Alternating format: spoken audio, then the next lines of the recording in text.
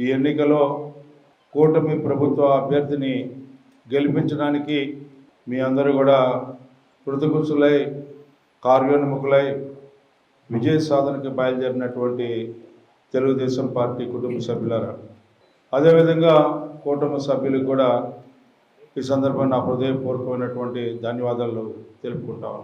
ముందుగా ఈ ప్రస్థానం సెప్టెంబర్ నెల నుంచి ప్రారంభమైంది. ఇది మూడోసారి మేమందరం కూడా మీ ప్రాంతానికి రావటం.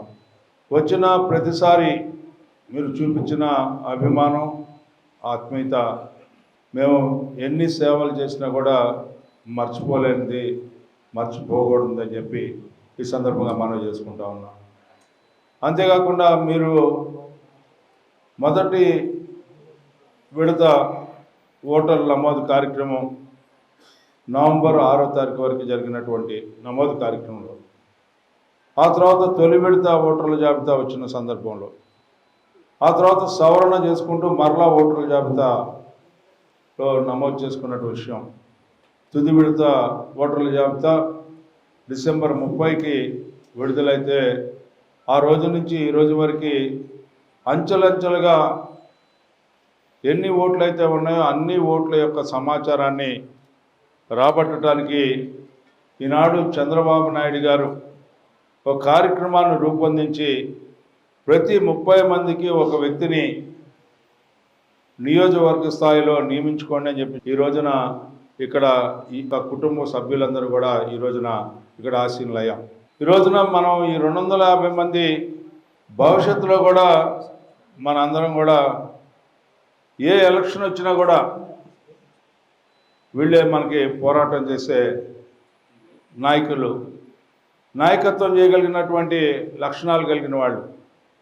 మిగతా వారు లేరు అనేది కాదు, మనకు ఉన్నటువంటి సమగ్రమైనటువంటి సమాచారం, ఆ సమాచారం ఎప్పుడైతే మన దగ్గర ఉందో ఎవరినైనా కూడా ఈ రోజున మనం డీల్ చేయొచ్చు అనే భావం. అంతేకాదు ఈ రోజున మనకున్న ఓటర్లు పట్టభద్రులు, చదువుకున్న వాళ్ళు, విజ్ఞానులు, ఇందులో నిరుద్యోగ యువత ఉండవచ్చు, వ్యాపార వర్గాల్లో ఉండొచ్చు, రైతు వర్గాల్లో ఉండొచ్చు, మరి ముఖ్యంగా 40% మహిళలు ఉన్నారు ఈ ఓటర్లలో. మిగతా వాళ్ళు వచ్చేటప్పటికే ఉద్యోగ సంఘాల్లో ఉన్నారు, టీచర్లుగా కానీ లేకపోతే ఎన్జిఓస్గా కానీ, లేదా రిటైర్డ్ పెన్షనర్స్ ఉన్నారు. ఇప్పుడే మన దగ్గరకు వచ్చే ముందులో పెన్షనర్స్ని కలిసి వచ్చాం, వాళ్ళందరూ కూడా. అదేవిధంగా ఇంకో పక్కన గ్రంథాలయంలో నిరుద్యోగ యువత కూడా కనపడ్డారు. అంటే ఎన్ని రకాలుగా చదువుకున్నటువంటి వాళ్ళు, విఘ్నులు సమాజంలో ఈ సమాజాన్ని ముందుకు తీసుకెళ్లాలా, వెనక్కి తీసుకెళ్ళిన శక్తి సమర్థత కలిగిన వ్యక్తులతో మనందరం కూడా ఈ రోజున డీల్ చేస్తూ ఉన్నాం. వాళ్ళ వల్ల ప్రభావితమయ్యే అంశాలు చాలా ఉన్నాయి. అందుకనే మీ అందరూ కూడా వాళ్ళని కలవాలి. సమాచారం ఒకటే కాదు, వాళ్ళని కలవాలి. వాళ్ళని ఎందుకు మనం గెలవాలి అనేది, ఎందుకు ఓటు వేయాలి మాకు అనేది మీరు చెప్పాలి. ఎందుకంటే మీ అందరి వల్ల, వారందరి వల్ల ఈ రోజున ఒక చారిత్రాత్మకమైనటువంటి తీర్పు వల్ల గెలిచినటువంటి ప్రభుత్వం ఈనాటి కూటమి ప్రభుత్వం అనేది మనం గుర్తు చేయాల్సినటువంటి అవసరం.